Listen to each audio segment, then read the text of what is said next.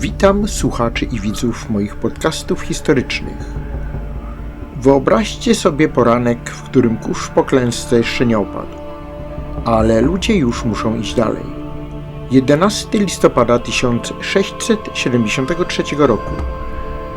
Wzgórza nad Dniestrem okrywa gęsta, zimna mgła. Ziemia jest twarda od nocnego mrozu, a powietrze pachnie końskim potem i mokrą ziemią. W tej mgle stoi armia Rzeczypospolitej. Husaria, pancerni, jazda kozacka, dragoni, piechota cudzoziemska. Ludzie, którzy rok wcześniej musieli patrzeć, jak upada kamieniec podolski, jak Rzeczpospolita podpisuje traktat, który robi z niej niemal lennika Turcji. Dziś mają szansę to odwrócić. Dziś patrzą na obóz turecki pod Chocimiem. Potężną warownię z wałów ziemnych, redut i szańców. I wiedzą jedno, albo zwyciężymy, albo zginiemy, z poczuciem, że przynajmniej próbowaliśmy. Na czele tej armii stoi Jan Sobieski, hetman wielki koronny, jeszcze nie król, jeszcze nie lwowski lew Europy. Na razie żołnierz, który też pamięta smak porażki i wstyd Buczaczu. Rok wcześniej, 1672, Rzeczpospolita chwieje się w posadach. Armia turecka, wsparta przez Tatarów, uderza na Podole. Kamieniec, twierdza nie do zdobycia, pada po kilku dniach. Twierdza jest nieprzygotowana. Państwo rozbite, Sejm sparaliżowany. W Buczaczu podpisuje się traktat, który oddaje Turcji Podole. Nakłada na Rzeczpospolitą haracz. Czyni z naszego państwa w oczach Europy niemal wasala sułtana. W relacjach współczesnych przejawia się jedno uczucie – wstyd. Szlachta pisze z goryczą, że takiego haniebnego pokoju nie pamiętają dzieje. Wojsko czuje się zdradzone.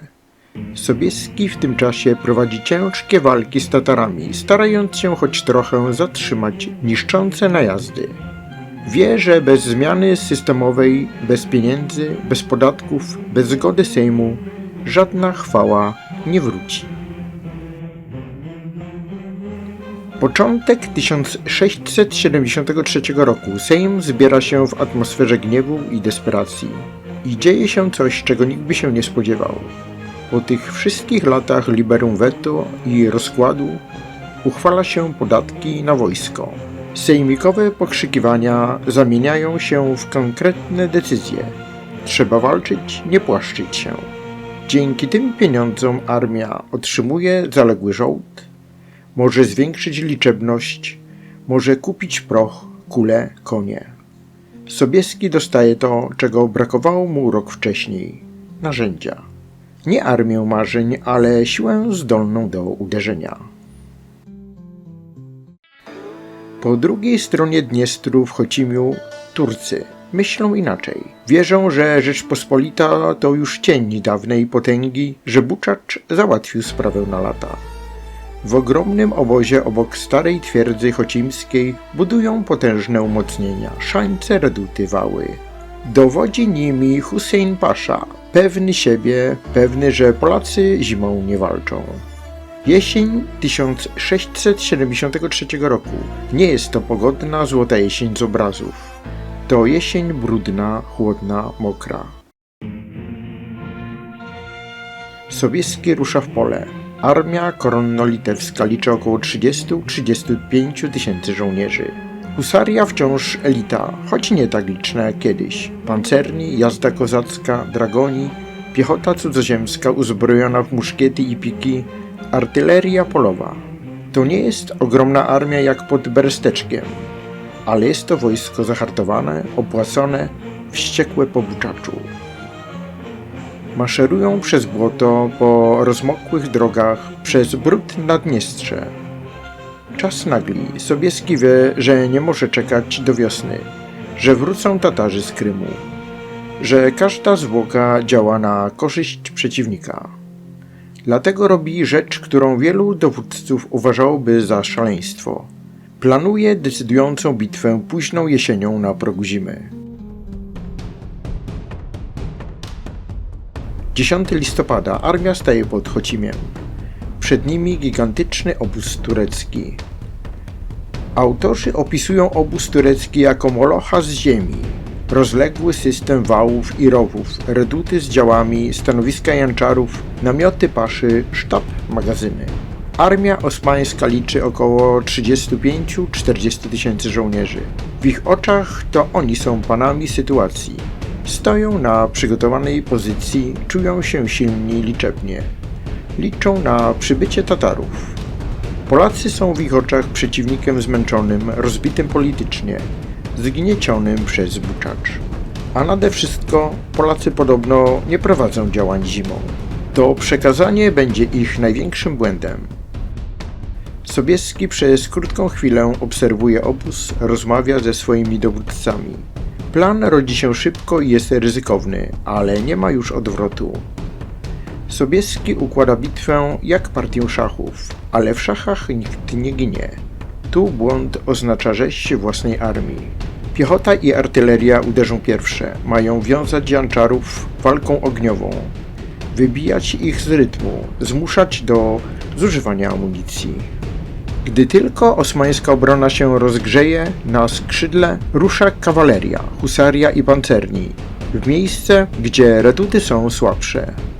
Po przełamaniu jednego odcinka wałów Polacy wleją się do środka obozu i zamienią go w pułapkę dla samych Turków. To bitwa zaplanowana na szok, szybkość i zaskoczenie. Nikt przy zdrowych zmysłach nie kazałby husarii atakować umocnień polowych, pełnych piechoty z bronią palną. Ale Sobieski wie, że jeśli uderzy zdecydowanie, jeśli wykorzysta mgłę i zmęczenie przeciwnika, turecki obóz nie wytrzyma. 11 listopada nadchodzi świt. Nic nie widać, mgła jest tak gęsta, że linia frontu ginie w bieli. To najlepszy sprzymierzyniec Sobieskiego. Jego żołnierze znają teren, rozstawione patrole, dowódcy wiedzą, gdzie stanąć. Turcy nie widzą nic. Około 6 rano polska artyleria daje sygnał. Grzmot dział przetacza się nad Dniestrem. Kule lecą w kierunku tureckich szańców.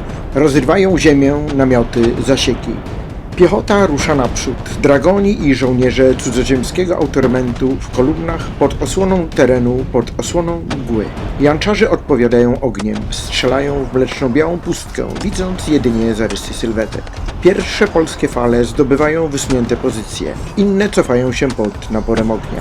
Nie chodzi jeszcze o przełamanie. Chodzi o wciągnięcie obrony tureckiej, zmuszanie jej do działania, wytrącanie z wygodnego spoczynku. Gdy mgła zaczyna się przerzedzać, Sobieski widzi więcej. Przez chwilę jak gracz nad planszą ocenia sytuację. Piechota wykonała zadanie. Janczarzy są związani ogniem. Ogień jest intensywny, ale już chaotyczny. Na prawym skrzydle widzi to, czego szukał. Reduty wydają się słabiej obsadzone. Teren sprzyja rozwinięciu kawalerii. Z tej strony można wejść głębiej w obóz. Zapada decyzja. Husaria, pancerni, jazda kozacka, szykować się do szarży. To jest moment, w którym wojna zamienia się w legendę. Husaria rusza. Najpierw powoli, konie zbierają się do biegu. Potem pada komenda rysią. Potem coraz szybciej w galop. Kopyta rozbijają zmrożoną ziemię, w powietrzu miesza się para oddechów koni i ludzi. Skrzydła husarskie, skóry, pancerze, wszystko tworzy obraz, który Turcy naprawdę się nie spodziewali. Osmańska artyleria, muszkieterzy otwierają ogień. Kule trafiają, giną ludzie, padają konie, ale impet szarży nie słabnie. Husaria uderza w pierwszą redutę. Wszystko dzieje się w sekundach. Włócznie łamią się na tarczach i zbrojach. Pierwsze linie obrońców zostają zmiażdżone. Kawaleria przepycha się przez wały, rowy, ziemne umocnienia. Za husarią idą pancerni i jazda kozacka. To nie jest już piękny, równy szyk. To maszyna do wbijania się w serce obozu. Gdy Polacy przełamują pierwszą redutę, bitwa przenosi się do wnętrza obozu. Nie ma tu równych linii, parady i musztry. Są wąskie przejścia między namiotami, rowy, ogniska, rozstawione kotły, prowizoryczne magazyny. Husarz z rozbitą kopią sięga po koncerz. Pancerni walczą szablami, czekanami, płałoszami. Janczarzy próbują ustawić się do salwy, ale kawaleria wpada na nich, zanim zdążą w pełni wymierzyć. Sobieski znajduje się wśród swoich. To nie jest dowódca, który patrzy z daleka. Wydaje rozkazy, przesuwa oddziały, ale robi to w ogniu walki. nie zza stołu sztabowego. Turcy próbują kontratakować. Spahici rzucają się w szarżę wewnątrz obozu. Janczarzy formują okrągi obronne. Ale Polacy mają coś, czego tamci już nie mają. Momentum. Raz zdobytego pędu tej szarży nie da się już zatrzymać. W chaosie walk ginie Hussein Pasza. Historycy różnią się w szczegółach, czy zginął w bezpośrednim starciu, czy wśród uciekających. Ale jedno jest pewne. W pewnym momencie obóz turecki zostaje bez dowódcy. A armia bez głowy to armia, która przestaje walczyć razem, a zaczyna uciekać osobno. Część Turków próbuje formować nowe pozycje obronne, część rzuca broń i biegnie w stronę Dniestru, część ginie tam, gdzie stoi. Polska kawaleria wspierana przez piechotę wdziera się przez przełamane reduty, poszerza wyłom i rozsadza obóz od środka. Rozpoczyna się rzeź uciekinierów. Za Kamieniec Podolski, za Wołodyjowskiego, za Buczacz. Dniestr, dotąd spokojne tło tej kampanii, staje się teraz ostatnią nadzieją uciekających. Żołnierze tureccy próbują przeprawiać się w panice. Ci, którzy nie potrafią pływać, toną. Ciężka zbroja, broń, sakwy z łupami, wszystko ciągnie ich na dno.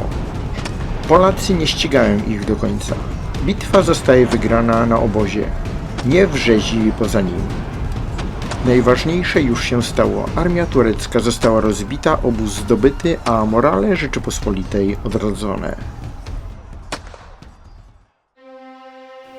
Po bitwie rachunek jest jasny. Po stronie tureckiej kilkadziesiąt tysięcy zabitych, ogromne straty w sprzęcie, po stronie polskiej straty stosunkowo niewielkie, zważywszy na szturm na ufortyfikowany obóz. Zdobyto działa, proch, chorągwie, wielkie ilości żywności, koni, sprzętu. Niemniej ważne, zdobyto coś, czego nie da się zważyć ani przeliczyć. Poczucie, że Rzeczpospolita wciąż potrafi zwyciężyć, że Buczacz nie jest wyrokiem ostatecznym. Wieści o zwycięstwie pod Chocimiem rozchodzą się po Europie. Posłańcy, relacje dyplomatów, listy. Wszędzie przewija się jedno nazwisko – Jan Sobieski. Kilka miesięcy po tej bitwie umiera król Michał Korybuty-Wiśniowiecki. Trzeba wybrać nowego władcę. Szlachta, pamiętając Chocim, widząc w Sobieskim nie tylko hetmana, ale tego, który uratował honor państwa, dokonuje wyboru. Jan Sobieski zostaje królem. Bez Chocimia byłoby to dużo trudniejsze. Bez tego zwycięstwa jego późniejszy triumf pod Wiedniem nie miałby tak mocnego fundamentu. Chocim 1673 roku to nie tylko jedna z wielu bitew z Turcją. To moment, w którym historia Rzeczypospolitej odbija się od dna. Bitwa, w której jeden z ostatnich wielkich dowódców tej epoki udowadnia, że geniusz taktyczny, odwaga i determinacja wciąż potrafią zmienić bieg dziejów. Kiedy mgła tamtego poranka w końcu opadła, na wzgórzach pod Chocimiem zostały porozbijane szańce, martwe konie, porzucona broń, puste namioty paszy. Ale zostało coś jeszcze. W pamięci żołnierzy w listach, w kronikach zapisano: tego dnia Rzeczpospolita nie szła już na rzeź, tego dnia szła po swoje. A Sobieski, zanim jeszcze stał się królem, wojownikiem spod Wiednia, tutaj nad Dniestrem pokazał, że potrafi poprowadzić naród z klęski do zwycięstwa. Do usłyszenia w kolejnym odcinku.